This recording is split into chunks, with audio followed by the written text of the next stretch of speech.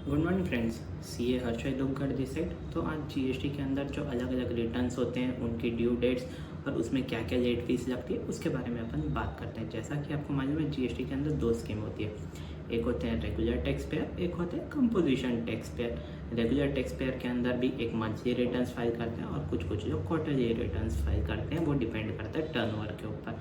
अगर आप मंथली में हैं और आप GSTR 1 फाइल कर रहे हैं तो उसकी ड्यू डेट होती है अगले महीने की 1 तारीख से 11 तारीख के बीच में।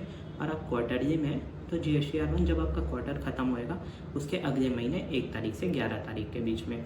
और आपको जब GSTR 3 भी फाइल करना है उसकी ड्यू डेट होती है अगले महीने की 20 तारीख।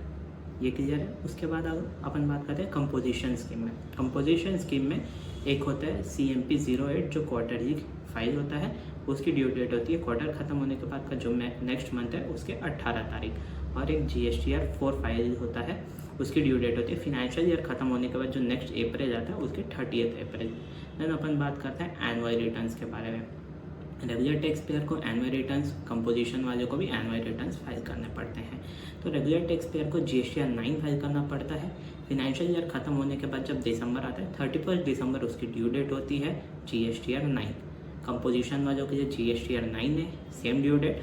और जिसका टर्नओवर 5 करोड़ से ज़्यादा उसको एक रिकन्सिलिएशन स्टेटमेंट फाइल करना पड़ता है जिसका नाम है GSTR 9C। उसकी ड्यू डेट होती है 31 दिसंबर।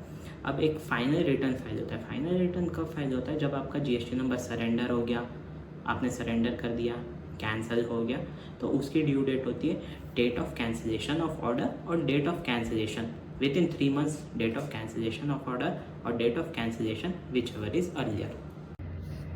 अब अपन बात करते हैं लेट फीस की। अगर आपका R1 और 3B नील है तो 20 रुपये per day, but maximum up to ₹500। अगर R1 3B नील नहीं है और आपका टर्नओवर 1.5 करोड़ से कम है तो 50 रुपये per day, but maximum up to ₹2000। अगर आपका टर्नओवर 1.5 करोड़ से ज़्यादा है, 5 करोड़ से कम है तो 50 रुपये per day, but maximum up to ₹5000।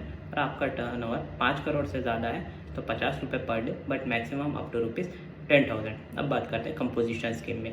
GSTR 4 अगर नील है तो 20 रुपये per day, but maximum up to ₹500।